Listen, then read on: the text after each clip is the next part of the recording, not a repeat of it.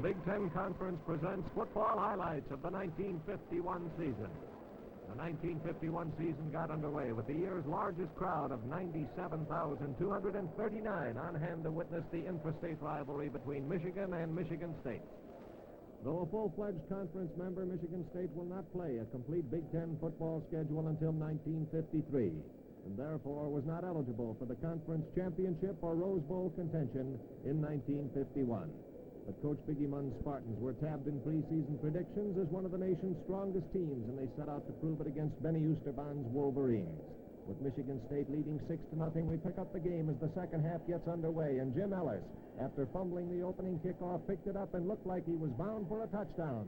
But as he neared the Michigan goal line, he also neared the sidelines and stepped on that sideline stripe 14 yards away. It was a return of that kickoff of 75 yards. And it's Michigan State's ball, 1st and 10, on the Wolverines' 14-yard line. Al Darrow, the quarterback, hands off to Don McAuliffe, who punches up the middle for a gain of 5 yards to make it 2nd and 4 on the 9. Al Darrow keeps it himself this time on a quarterback sneak and edges forward for another 3 yards. Now it's Vince Paisano, the right halfback, carrying the ball. He's dumped on the line of scrimmage and falls forward for a gain of 4 yards, and it's 1st and goal to go for the Spartans. Don McAuliffe again, left guard this time, and he bowls his way over for a Michigan State touchdown.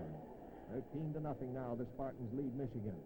And still the Spartans poured on the coal. Now with the ball on the Michigan 38, it's a pitch out to Wayne Benson, and Benson rambles 36 yards, brought to a halt on the Michigan 2-yard line.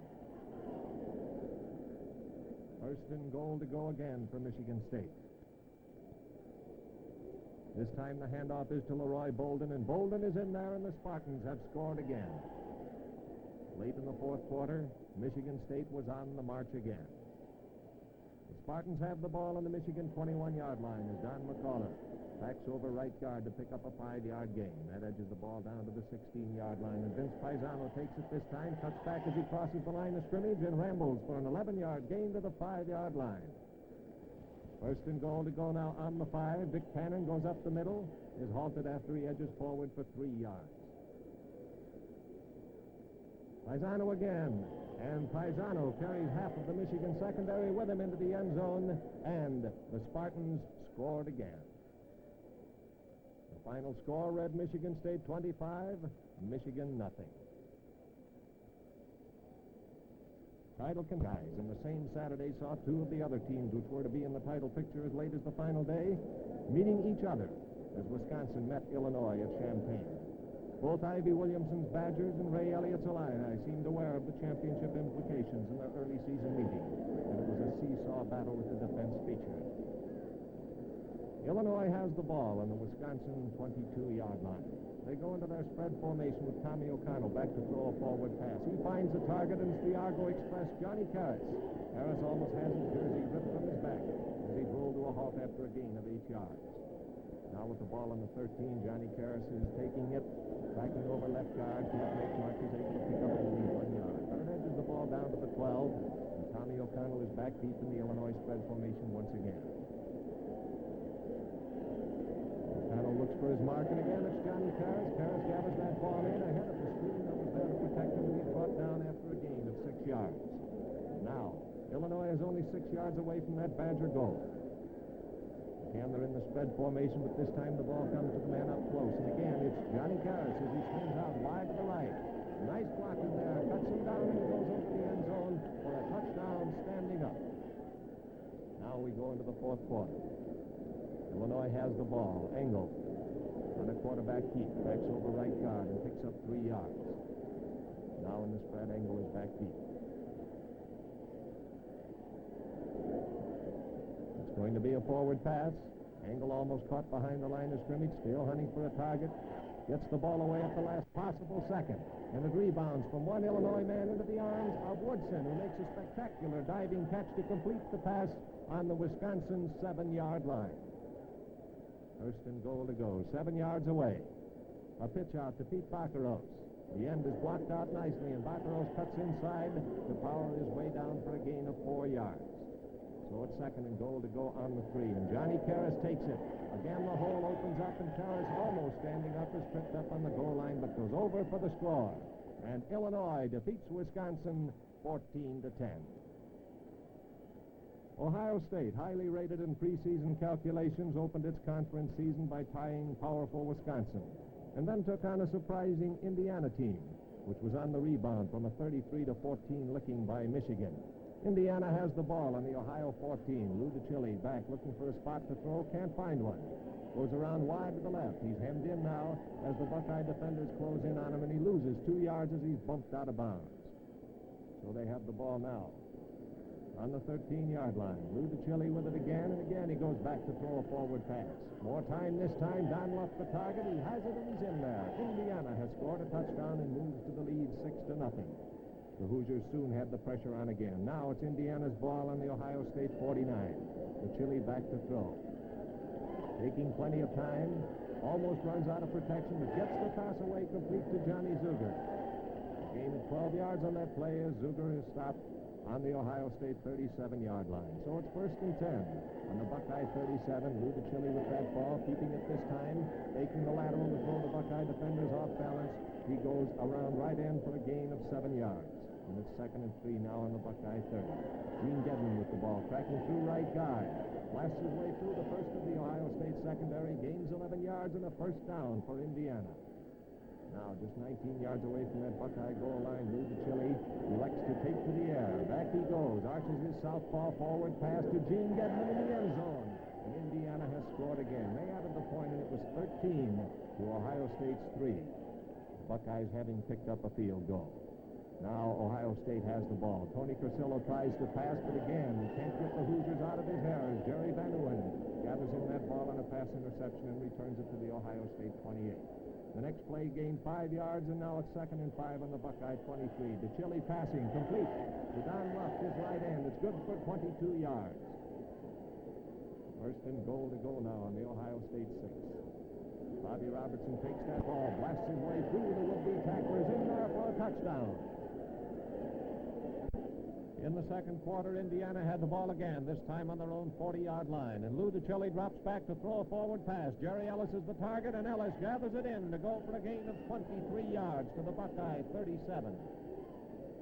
1st and 10 now for the Hoosiers. They're on the Ohio State 37, and DiCilli is back looking for another spot to throw. Can't find it this time.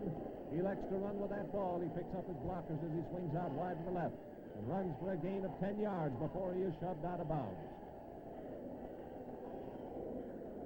Another first down for Indiana on the Buckeye 27. Dick Ashburner is in at quarterback now for the Hoosiers. Jerry Ellis is his target, too, and again Ellis gets behind. The Buckeye defender gathers in the ball, is knocked out of bounds on the 10. It's a gain of 17 yards. 1st and 10 on the 10. A handoff to Gene Gedman. He tries right guard to pick up 3 yards. 2nd down and 7 yards to go. 7 yards from the goal line. Dick Ashburner with the ball. His target is Jerry Anderson, and Anderson's in the end zone. There goes the ball, and it's complete for another Indiana touchdown. It was a great day for the Hoosiers as they racked up a final victory of 32-10 over Ohio State. Illinois, meanwhile, was rolling along with non-conference wins over Syracuse and Washington. Star of the Illini team was Johnny Caris. And here we see him against Indiana in one of the year's most spectacular runs.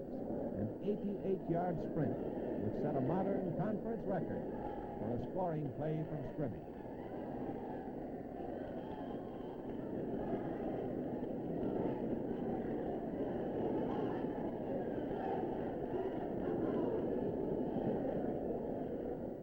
The Buckeyes of Ohio State came back from their Indiana defeat to unleash a devastating scoring attack against Iowa at Columbus. Their All-American Vic Janowitz was out of the game because of an injury, and we're in the second quarter of play. Ohio State has the ball on the Iowa 37 as Bernie Skavarka tries it over right tackle to make 5 yards to the Hawkeye 32. Tony Crusillo with the ball now, dropping back to throw a forward pass. His target is Gentili, and he's in the clear, gathers in that ball and streaks for the goal line, and a touchdown for Ohio State. The extra point was added to make it 14-0, and the Buckeyes soon had the ball again. This time, Tony Crusillo back looking for a spot to throw, and it's a long, long pass. Grimes is under it and has it, and is rolled out on the Iowa 2-yard line.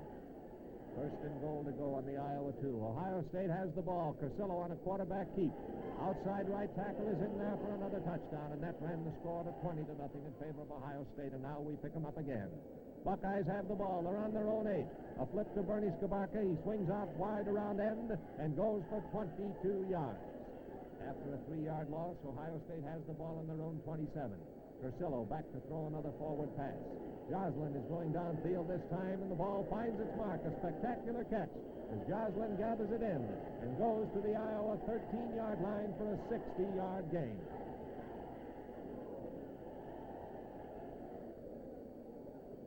Tony Cursillo is taken to the air once again. This time it's a touchdown pass. More yardage. That added up to a new offense record for Tony Cursillo, a record for a single game. Now let's watch the Buckeyes again. On the Iowa 35-yard line, Cursillo passes to Armstrong, and they've racked up another touchdown. And the Buckeyes weren't through yet. Now with the ball on their own 40-yard line, Cursillo arches another long one, and again Grimes is the target, and it's good for a gain of 29 yards. Ohio State's ball now on the Iowa 31. Again, Cursillo teams up with Grimes. Again, it's the long forward pass. He has it. Rolls into the end zone, but his knee touched the ground on the 1-foot line. And Cursillo on the quarterback sneak chalks up the final Ohio State touchdown. Iowa 21, the Buckeyes 47. Wisconsin, despite its setbacks, was refusing to be counted out and showed its strength against a Northwestern team which had gone through 4 games undefeated until this meeting. Everything seemed to go right for the Badgers, whose running and passing game clicked equally well. This one, Johnny Coda to Jerry Witt, 60 yards and a touchdown. We're in the second quarter of play, and Coda and Witt were soon teaming up again. This time, Wisconsin had the ball on their own 30-yard line. Johnny Coda back. Jerry Witt breaking out into the clear. There goes the ball as Witt gets behind the defender, gathers it in, looks like he's on his way, but he steps out of bounds there on the Northwestern 44-yard line, and Jerry Witt is rolled to a halt and play is brought back to start once again from that point. Wisconsin's ball 1st and 10 on the Wildcats 44. Johnny Coda hands off to Raleigh Strelo, his left halfback. A nice hole over left tackle. Strelo leaves tacklers in his wake as he goes for 10 yards just short of a first down. 2nd down and inches to go. This time, it's Alan Ameche, and again that big hole over the left side of the line. And he goes through for a gain of 7 yards and a Badger first down. 1st and 10 now on the Northwestern 27. Once again, Johnny Coda calls on Alan Ameche, this time on the pitch out. And Ameche going wide to the left. Spins his way for a gain of 8 yards and a holding penalty against the Badgers. Moves the ball back to the Northwestern 33. And so Johnny Coda takes to the air. And again, he sights his favorite target, Jerry Witt. Lays the ball right in his arms on the dead run. And Witt goes down to the Northwestern 11 for a gain of 22 yards. 1st and 10 on the Wildcat 11. Alan Ameche takes the ball, piles through for a gain of 6. Bringing the ball to the 5-yard line. And now Jerry Witt, swinging out wide to the left, gets past the first Northwestern tackler, runs through the next one for another Badger touchdown. And the Badgers were moving again in the 3rd quarter as we picked them up with the ball on their own 8-yard line, and Raleigh Strelo punches over left guard for a gain of 4. Now on the 12-yard line, Johnny Coda calls on Alan Ameche. On a cutback, he goes through the middle and picks up 9 yards. Now Wisconsin has the ball out on their own 21-yard line. It's Jerry Witt on a running play. Over right guard, he goes for a gain of 5 yards and a first down. Now on their own 26, Raleigh Strelo cracks left tackle for another 5 yards.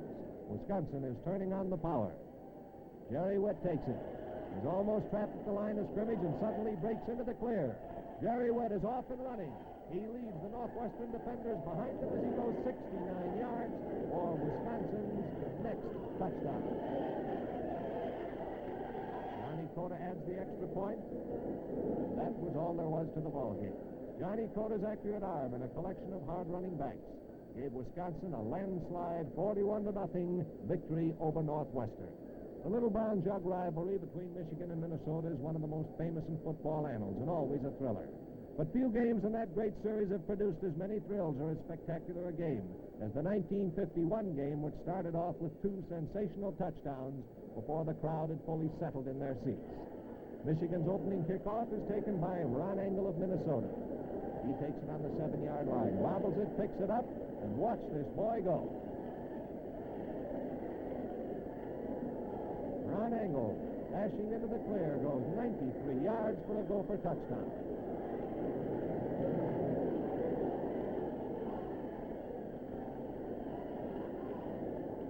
then it was Michigan's turn. The Wolverines had the ball on the Minnesota 49-yard line. On a delayed handoff, the ball is given over to Wes Bradford, who stays on his feet and gallops 49 yards for a Michigan touchdown. That evened things up, and then an important break came to the Wolverines. With the ball on their own 18, Michigan quick kicks. Charlie Swanham, the safety man for Minnesota, dashes back, chasing that bouncing football. He looks up the field to check the Minnesota defenders. Decides to run with that ball, but bobbles it. And the ball is loose and flying around on the ground and is picked up by Fred Pickett of Michigan. And the Wolverines recover on the Minnesota 12-yard line. Out of the tee into the single wing to the left, Bill Putich in the tailback position for Michigan, taking the pass from center, drifting off to the left, looking for a spot to throw. Can't find the target. He's going to run with that ball. And watch this boy run into the end zone for another Michigan touchdown. In the second quarter, Minnesota was forced to kick. They had the ball on their own 38-yard line. Paul GIEL back in punt formation. Downfield, Michigan's end and safety man, Lowell Perry, was waiting for the kick.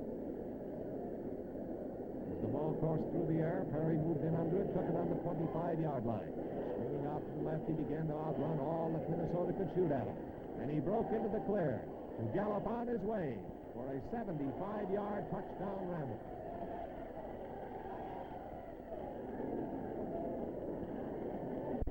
Following that spectacular run, Lowell Perry, the safety man, became Lowell Perry the end.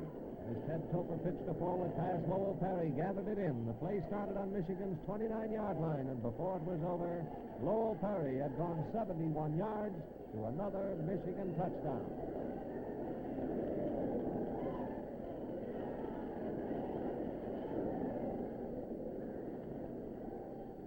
The final score, Minnesota 27, Michigan 54. Iowa, which encountered rough going all season, had the Big Ten's most valuable player in fullback Bill Reichardt, and a never-say-die spirit which broke loose against Minnesota. The Gophers had piled up a 20-0 lead in the first three quarters, and then the Hawkeyes caught fire. Bill Reichardt, taking the ball on the Minnesota 14-yard line, powered his way for a gain of 8 yards, driving down to the 6. With a man in motion out to the right to try and loosen up that Gopher defense, they sent Bill Reichardt plowing right up the middle, and he made it over the goal line for a Hawkeye touchdown. Adding the extra point made it 20-7 in favor of the Gophers, but now it's Iowa's ball again. Dusty Rice takes it this time, going over left tackle. He scampers his way for a gain of 27 yards before he's finally brought down.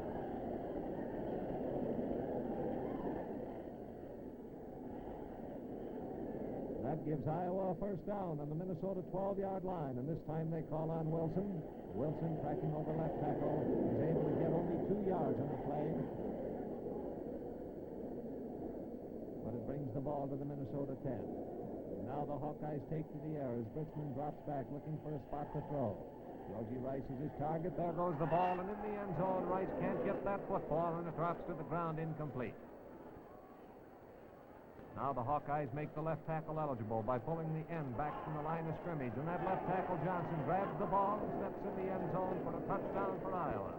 The extra point was missed, and the score was Minnesota 20, Iowa 13. But still, the Hawkeyes rolled on. We pick them up now as they have the ball on their own 44-yard line. And again, Britzman is taking to the air. Dusty Rice the target. There goes the ball. Out to the left, and Rice gathers it in. 19 yards is the gain on this play as Rice skids to the ground on the slippery going. First and 10 on the Minnesota 37. Britzman again is looking for a passing target. Benton this time seems to be in the clear. There goes the ball, but he's closely covered and can't hold on to the football. It's an incomplete forward pass, and there's only a minute and 50 seconds remaining in the ball game. Second down, 10 yards to go for Iowa on the Minnesota 37-yard line. Bill Reichardt on a delayed bunt, blasts through the line, blasts through the secondary. He's on his way. It's Reichardt going for the Hawkeye touchdown.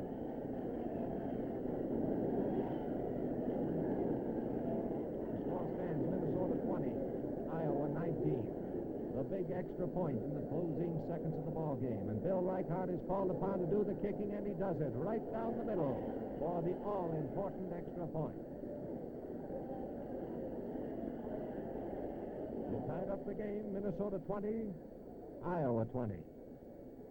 This beautiful Wisconsin weather took an abrupt turn as 55,000 true football fans huddled together in a blizzard to see Wisconsin play Indiana. The game and the two teams never received a greater tribute, and when that crowd sat through the storm almost to a man until the final gun. But they were well repaid for their vigil. After the two teams had seesawed to a scoreless tie for 59 minutes, Wisconsin salvaged its hopes for the title with one of the year's most dramatic plays in the final seconds of the game. It's Wisconsin's ball on the 35-yard line with 58 seconds left to play. Johnny Notre back to heave a desperation pass. Left halfback Bill Hutchinson the target, and Hutchinson gets behind the defenders, has the ball, and is in there for a Wisconsin touchdown. The extra point was missed, but it didn't matter. Indiana nothing, Wisconsin 6. Michigan State's great team, meanwhile, was building up an undefeated record against all comers with a showdown battle for national honors on the books in its annual meeting with Notre Dame. The Spartans were ready, as they proved in short order. Notre Dame kicked off, and on the first play from scrimmage, it was Michigan State's ball, 1st and 10 on their own 12-yard line. Shifting into the single wing over to the right, the pass from center came to the fullback, Dick Pannon, and faked the buck lateral, knife through the middle of the line, was quickly through and past the secondary and was on his way. Dick Pannon roaring toward a Michigan State touchdown, going 88 yards on the gallop.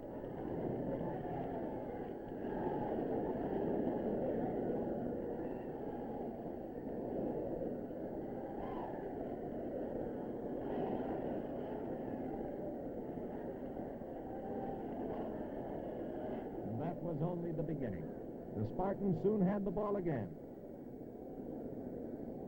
This time the handoff is to Don McAuliffe. And McAuliffe knifes his way up the middle, almost gets clear in the secondary, but is tackled from behind after a gain of 24 yards.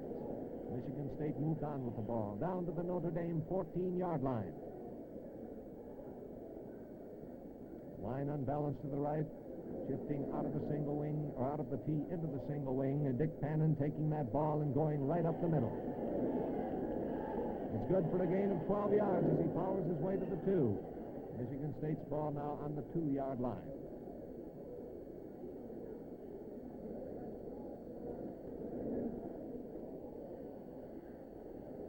This time they call on Vince Paisano, and Paisano is there. He's over the goal line for a Michigan State touchdown.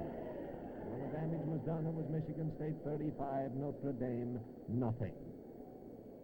While the Badgers were clinging to a hope for a share of the championship, Illinois was giving them scant encouragement. Still undefeated in 6 games, the Illini met Iowa and uncorked all of its offensive power. It's the second quarter of play. Illinois has the ball on the 17-yard line. Tommy O'Connell back to pass, pitches one complete to Joe Verdasco, and Illinois has a touchdown. They kept the pressure high even when Iowa had the ball. As here, it's the Hawkeyes' ball on their own 18-yard line in punt formation. Chuck Boyle, shifting out to the right, shoots the gap, gets in there and blocks that punt. Frank Wozniak takes it. The play is ruled in on the Iowa 4-yard line, where Illinois takes over 1st down and goal to go. Quarterback Tommy O'Connell calls on Johnny Caris. Caris trying it out to the left. Can't quite make it to the goal line, stopped for a gain of 2 yards. So it's 2nd and goal to go for the Illini on the 2-yard line. Once again, they call on Mr. Caris. Caris with good blocking in front of him, swings wide to the left and over for an Illinois touchdown. The game was a rout for the Illini as they trampled Iowa by a 40-13 margin.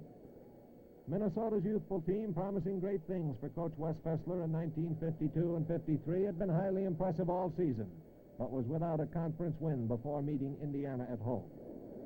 In the first quarter of play, Minnesota had the ball on the Indiana 48-yard line. Buzz Meehan, swinging around left end, is able to pick up 5 yards. That pushes the ball down to the 43. Single wing comes over to the right. Buzz Meehan on a quick jump pass, pegs one complete to Bob McNamara, and it's good for 8 more yards.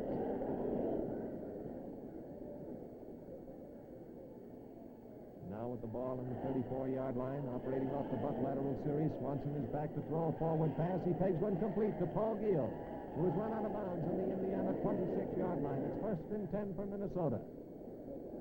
Paul GIEL taking the ball this time, tries right tackle and is held to no gain. 2nd and 10 on the 26. Ron Engel now has the ball. And as he knifes over left guard, he picks up a gain of 4 yards. That makes it 3rd down and 6 yards to go. Back to pass is Don Swanson. He pitches one out to Paul GIEL. GIEL has it, and he's on his way across the 10, the 5, and into the end zone for a touchdown for Minnesota. Yes, this is Paul GIEL, Minnesota's brilliant sophomore who set new modern records in 1951 for all-around offensive play. Now in the second quarter, Minnesota has the ball again, and it's GIEL carrying the mail as he goes on a cross buck for a gain of 13 yards to the Indiana 47-yard line. 1st and 10 for the Golden Gophers, 47 yards away from the goal line. Don Swanson winds up with the football. Throwing a forward pass, he pitches one complete to Paul GIEL again, and it's good for a gain of 8 yards. 2nd and 2 on the Indiana 39, shifting over to the right into the single wing. Ron Engel winds up with that ball on the buck lateral fake and goes right up the middle, plowing for a gain of 13 yards and a 1st down. 1st and 10 on the 26-yard line. Single wing to the right. Paul GIEL is back. Ball winds up in GIEL's hands, and he swings around wide to the right. He's got good blocking there. Cuts inside of it. Snowed under at the line of scrimmage, however, as the secondary comes up fast and is held for no gain.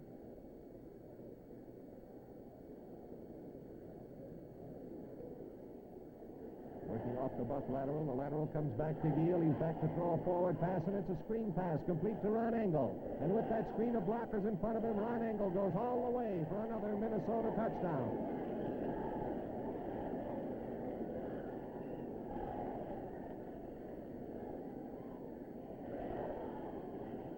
The final score, Indiana 14, Minnesota 16. Northwestern ran into a slump after winning its first 4 games, but on the next to last Saturday of the season, the Wildcats got back on the victory trail against Michigan, which had previously lost only to Illinois in conference competition.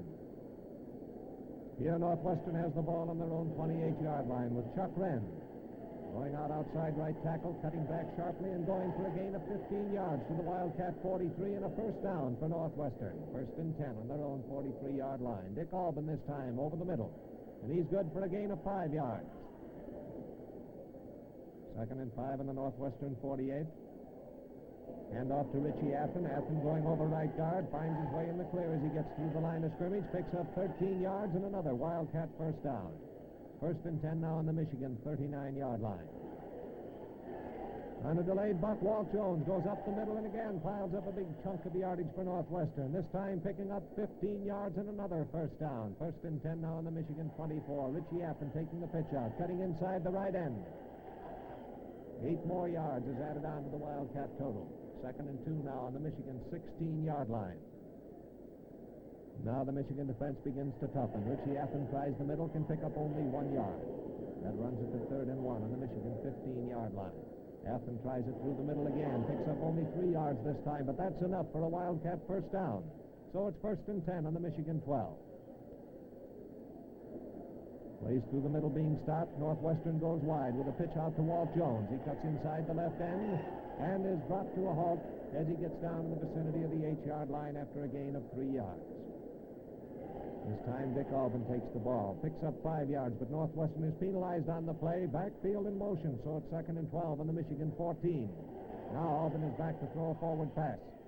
Norm Cragseth is the target. A high, wobbly pass into the end zone, broken up. It falls to the ground, incomplete. 3rd and 12 on the Michigan 14-yard line. Richie Athen with the ball, fumbles as he's hit at the line of scrimmage. Ray Evans recovers on the 10-yard line. So now Northwestern has one more chance against the toughening Michigan defense. Bob Burson with the ball, back looking for a spot to throw a forward pass. Bill Kuehl is in the end zone. There goes the ball, and it is incomplete as Kuehl cannot hold onto it. And Michigan takes over on downs. In the second quarter, the Wildcats got another chance. The ball on their own 48. Bob Burson pegs a forward pass and completes it to Bill Kuehl.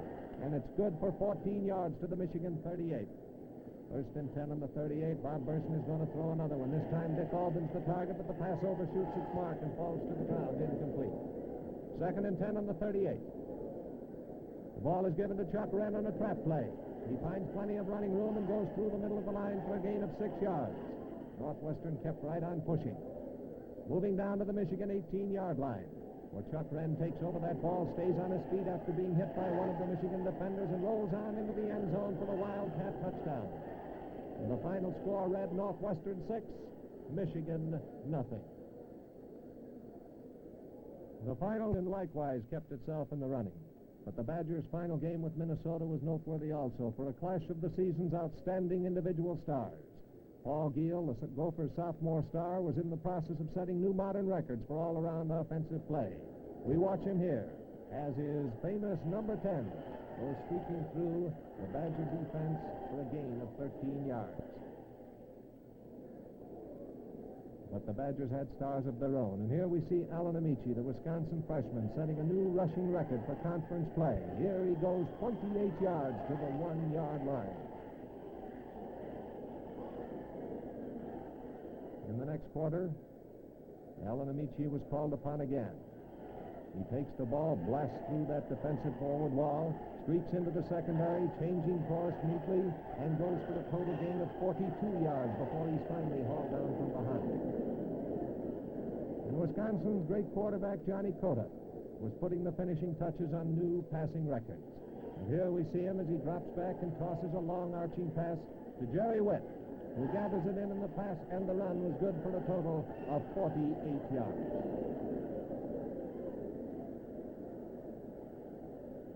Meanwhile, all eyes turned to Evanston, where Illinois was battling the jinx of Bob Boyd's Wildcats with the conference title and the Rose Bowl trip in the balance. The stubborn Northwestern defense made the jinx appear unbreakable until, late in the second quarter, a Northwestern pass found its way into the arms of an Illini defender. And as Illinois chalked up this interception, they began to move, steadily hacking away at the Wildcats, closing in on the distant goal line. It wasn't easy. Northwestern, which had derailed the Illini Rose Bowl Express a year ago, was determined to do it again. Stubbornly, they gave ground. Illinois, shooting for yards, had to be content with inches. Finally, the ball was worked down to the 8-yard line. A running play put it right in front of the goal post.